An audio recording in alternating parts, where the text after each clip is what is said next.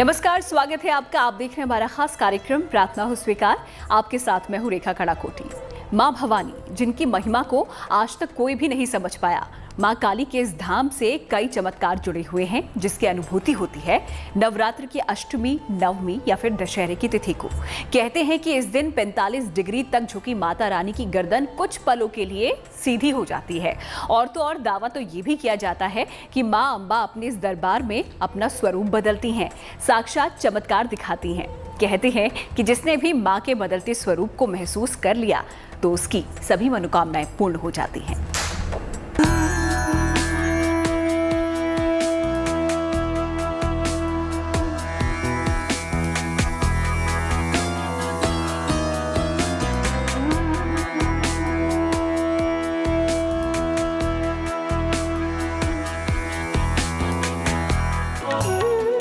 मां काली का चमत्कारिक धाम, जहां कुछ पलों के लिए होता है एक अविश्वसनीय चमत्कार। जब अचानक ही घूम जाती है देवी मां की गर्दन, जहां अष्टमी और नवमी को दिखाई देती है देवी मां की शक्ति। विरले लोग ही अलौकिक दृश्य के बनते हैं साक्षी। खड़क खप्पर वाली का अनोखा सिद्धपीठ, जहां माता रानी का विग्रह अपना स्वरूप बदलता है,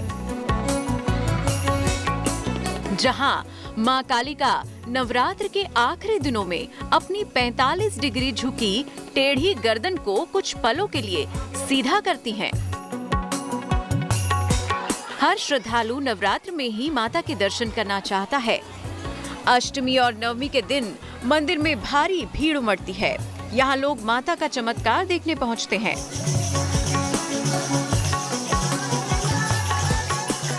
दर्शन करने वाले उस पल को निहारते हैं जब तिरछी गर्दन वाली माता की गर्दन अचानक सीधी नजर आने लगती है। कहते हैं यह अलौकिक नजारा सिर्फ मन में सच्ची श्रद्धा रखने वाले भक्तों को ही होता है। मां कालरात्रि का ये चमत्कारिक धाम बना है रायसेन के गुदावल गांव में,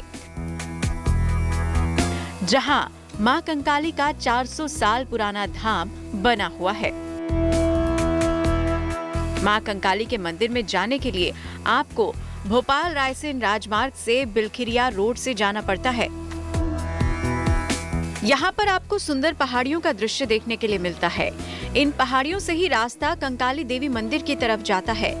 मां कंकाली के इस मंदिर में भक्तों की हर मनोकामना पूरी होती है। यहाँ भक्त दूर दूर से मां के दर्शन करने आते हैं। सर, हम लोग 8-10 साल से आ रहे हैं और हमारी जितनी मनोकामनाएं थी माता रानी ने सारी पूरी करी हैं। और बच्चों को, मेरे नौकरी नहीं थी, सो मेरे बच्चे को नौकरी लग गई। मेरी बेटी की शादी नहीं हुई, सर मेरी बेटी की शादी हो गई। हम लोगों की मनोकामना है कि हमारा एक अच्छा सा घर बन जाए, ये हमारी मनोकामना है। हम बचपन से यहाँ पर आ रहे हैं मंदिर में, और जो भी बचपन से माता जी से हमने मनोकामनाएं मांगी है वो आज तक पूरी हुई है। आज ही मैं माता रानी से मनोकामना यही लेके आई हूँ। और मेरे परिवार में बहुत संकट आए सर, वो माता रानी की दया से सब संकट मेरे दूर हुए। इन्हीं की कृपा से सारी दया दृष्टि आज भी बनी हुई है। दावा किया जाता है कि मां कंकाली के इस दरबार में 30 साल से अखंड ज्योति जल रही है। मां कंकाली के दरबार की विशेषता ये है कि मां दिन में 3 बार अपना स्वरूप बदलती हैं। इसका एहसास यहाँ आने वाले हर भक्त को होता है। मां काली के जिस धाम में आकर भर जाती है सुहागिनों की सूनी गोद। मंदिर में मन्नत का धागा बांधने की परंपरा है। कहते हैं जिस भी भक्त की मनौती पूर्ण हो जाती है वो मंदिर में भजन कीर्तन करता है। मंदिर में साल भर उत्साह का माहौल रहता है, जो बताता है कि जिस पर मां चंडिका की कृपा हो जाए उसके सारे मनोरथ सिद्ध हो जाते हैं। रायसेन से राजेश रजक के साथ bureau report, good news today. मान्यता है कि जिस भक्त को माता की सीधी गर्दन देखने को मौका मिलता है उसके सारे बिगड़े काम बन जाते हैं। यहाँ मां काली की 20 भुजाओं वाली मूर्ति के साथ ही भगवान ब्रह्मा, विष्णु और महेश की प्रतिमाएं भी विराजमान हैं। मां कंकाली के इस धाम से कई पौराणिक मान्यताएं भी जुड़ी हुई हैं। कहते हैं कि मां कंकाली की ये मूर्ति स्वयंभू है, जो कि जमीन से निकली हुई थी।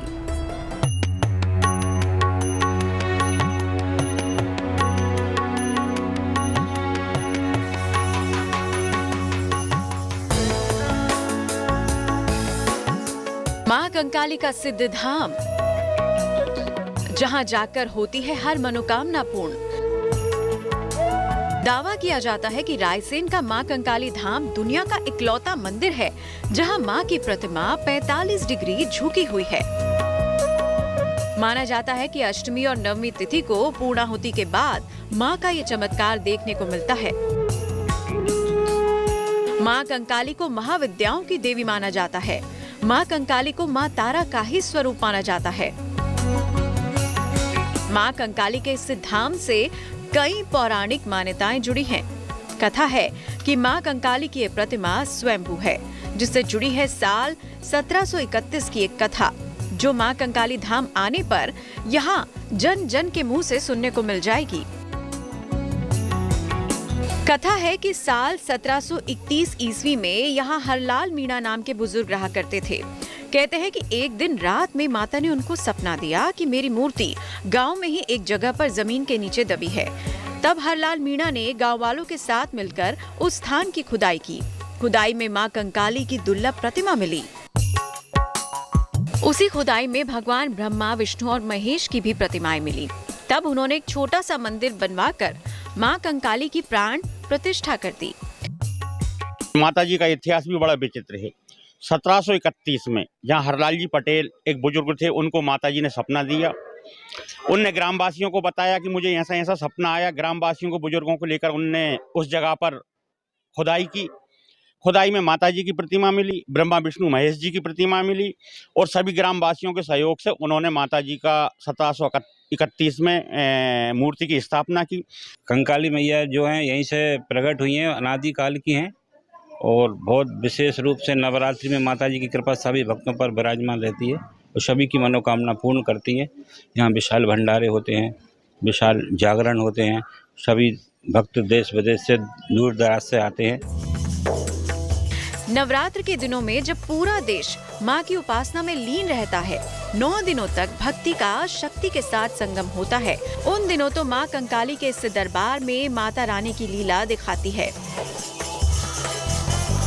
एक ऐसी लीला जिसमें एकाकार होने के लिए, जिसका साक्षी बनने के लिए, जिसकी अनुभूति करने के लिए लोग दौड़े चले आते हैं।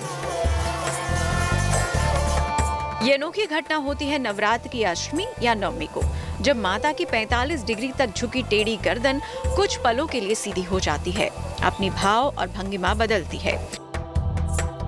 नवमी के दिन माता जी के यहाँ हवन होता है। उसी दिन माता जी कृपा करती हैं और सभी भक्तों को, जिन जिन को मतलब माता जी के ऊपर कृपा होती है, उनको माता जी की गर्दन दिख जाती है सीधी हुई। आस्था कहती है कि चाहे शारदीय नवरात्र हो या फिर चैत्र के नवरात्र, मां कंकाली की यह प्रतिमा अपना आकार जरूर बदलती है, जो सिर्फ सच्चे मन से देखने वाला ही महसूस कर सकता है। मां कंकाली का ये दरबार मनोरथ सिद्ध करने वाला सिद्धपीठ बन चुका है, जहां दिन प्रतिदिन लोगों की आस्था बढ़ती जा रही है।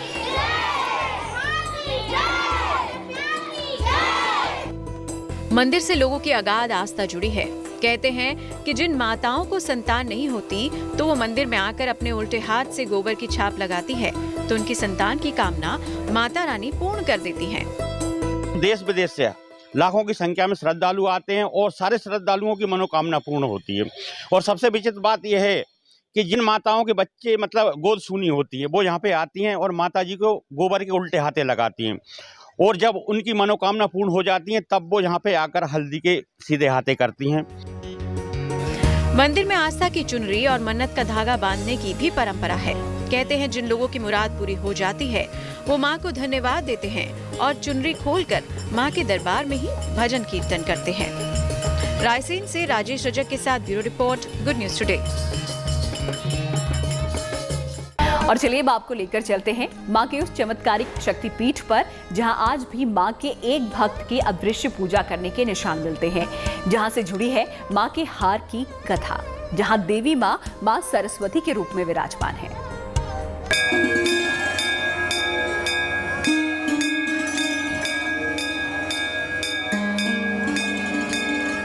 पहाड़ों पर बसा माता रानी का दरबार अनोखा है। माता रानी का ये दिव्य धाम, ये धाम सिद्ध ही नहीं बल्कि शक्तिपीठ भी है। इस दरबार में माता रानी शारदा नाम से विराजमान है और भक्तों की हर एक मुराद सुनती हैं। मां के इस दिव्य धाम में मत्था टेकना है तो आपको आना होगा मध्य प्रदेश के मैहर।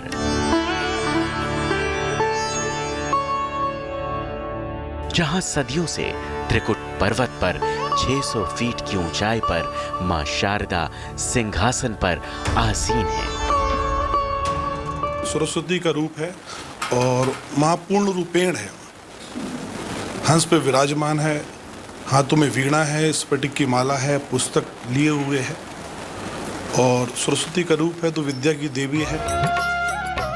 देवी पुराण की कथा कहती है कि जब शिव मां की जलती देह को लेकर कैलाश चले तो त्रिकुट पर्वत पर ही माता का हार गिरा था। इसीलिए इस शक्तिपीठ का नाम माई का हार यानी मैहर पड़ा।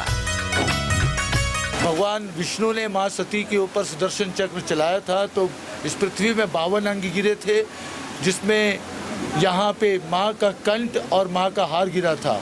मां का हार गिरने से मां का हार तो मैहर नाम पड़ा है और मां का कंठ गिरने से मां सरस्वती रूपा मां शारदा है। ये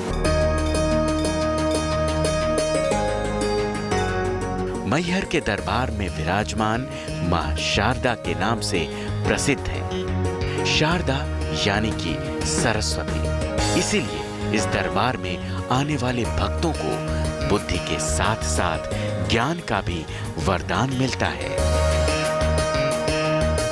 लेकिन मां के शारदा नाम से जुड़ी कथा के सिरे जुड़ते हैं उनके दो अनन्य भक्त आल्हा और उदल से। 12वीं शताब्दी में आल्हा और उदल दो भाइयों ने मां की 12 साल तक अखंड तपस्या की। आल्हा देवी मां को शारदा माई के नाम से पुकारती थे, लेकिन मां ने दर्शन न दिए तो आल्हा ने अपना सिर मां को चढ़ाने का निर्णय ले लिया। उसके बाद मां ने आल्हा को न केवल दर्शन दिया बल्कि आल्हा को अमरता का वरदान भी दिया। आला उदल दो भाई थे, योद्धा थे, ये महोबा के रहने वाले थे। शारदा मां उनकी कुल देवी थी। जब युद्ध से वो वापस लौटे कि जब अब युद्ध नहीं करना है, अब अध्यात्म की ओर जाना है तो किसकी उपासना किया जाए। तो चूंकि उनकी कुल देवी माँ शारदा थी तो उन्होंने देखा कि मैहर में माँ शारदा का स्थान है। तो मंदिर के पीछे ही आल्हा अखाड़ा बना हुआ है, आल्हा तालाब भी है, वहीं वो तालाब में स्नान वगैरह करते थे, वहीं रहते थे, वहीं अखाड़े में कुश्ती का रियाज किया करते थे और रोज नित्य माँ के यहाँ दरबार में जाया करते थे। धीरे धीरे करके जब कुछ वर्ष निकल गए, माँ प्रसन्न नहीं हुई तो आल्हा ने अपने भाई उदल से कहा कि मेरा शीश माँ पे चढ़ा दो, माँ प्रसन्न नहीं हो रही। तो जैसे ही शीश चढ़ाने तो माँ प्रकट हुई और अमरता का वरदान दे दिया। आल्हा उदल से जुड़ी लोक मान्यता ये भी है कि मां के दरबार में रोजाना आल्हा ही सबसे पहले आरती करते हैं।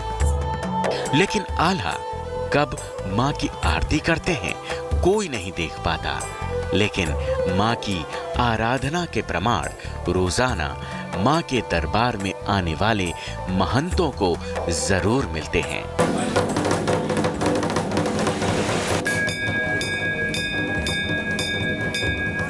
कहते हैं कि मां के इस दरबार में वो ही पहुंच पाता है जिसे मां खुद बुलाती है। और जिसे माँ बुलाती हैं उसे माँ ऐसे स्वरूप में दर्शन देती है कि आत्मा सुकून पा जाती है।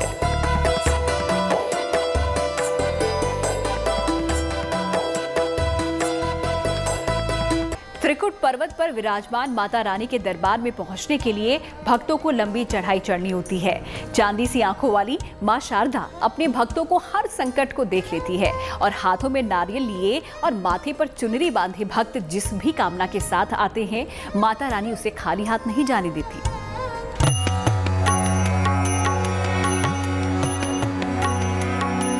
पहाड़ी पर बसा माँ का ये भवन किसी छोटे महल जैसा दिखता है।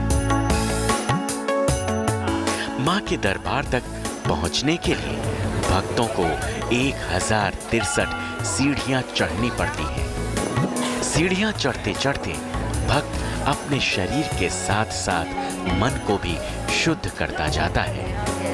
माँ के दरबार में वातावरण भक्तिमय हो जाता है। माथे पर लाल चुनरी, हाथों में नारियल, मन में माँ की भक्ति की लौ और होठों पर माता रानी के जयकारे। माँ के दरबार में पहुंचते ही दिव्य एहसास होने लगता है। मंदिर में लगे पीतल के घंटे माँ की शक्तियों का एहसास कराते हैं। माँ के दर्शन को अभिलाषी आंखें कतार में लगकर वक्त तो काटती हैं, लेकिन मन और गला दोनों ही एक ही नाम पुकारता है, वो है शारदा माई। बड़ी आस्था के साथ आया हूँ। बड़े समय से ये अरमान था कि माता जी के दर्शन करेंगे। लगभग 26-27 साल का इंतज़ार किया, आना नहीं हो पाया। माता रानी की कृपा हुई और आज उनके आशीर्वाद से हम यहाँ आए। सो ये बहुत अच्छा, आपका मंदिर बहुत अच्छा है। It's very nice. माँ के इस दरबार में किसी भी तरह का बंधन नहीं रहता, किसी भी तरह का निषेध अमान्य हो जाता है, किसी भी तरह की रोक नहीं लगाई जाती। इस दरबार में मान्यता है तो बस आस्था की। जो भी मन में माँ के लिए आस्था रख के आता है, उसे माँ अपने दरबार में जरूर दर्शन देती है। माँ शारदा भी जगत जननी है, इसीलिए वो हर किसी के संकट सुनती है और उनका निवारण भी करती है। माँ अपने भवन में अकेले नहीं विराजती, बल्कि माता के इस दरबार में काल भैरव, रुद्रावतार हनुमान, गौरी शंकर, शेषनाग, ब्रह्मदेव, फूलमती माता और जलापा देव भी विराजमान हैं। मैहर माता के इस दरबार में आज भी आल्हा और उदल भाई के प्रमाण देखने को मिलते हैं। मंदिर के पास ही आल्हा का अखाड़ा आज भी दिखता है, जहां वो माता की कृपा से वर्जिश किया करते थे। माता की पहाड़ी के पास ही आल्हा का तालाब भी दिखता है, जिसे अब पक्का करा दिया गया।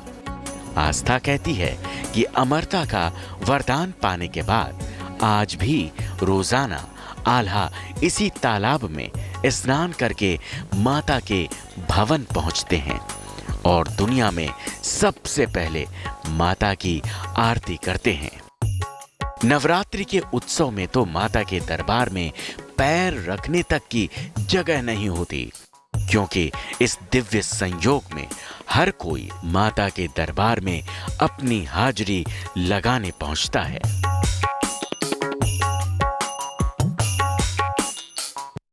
चलिए मां के दरबार से निकलकर अब चलते हैं धर्मसूत्र की ओर।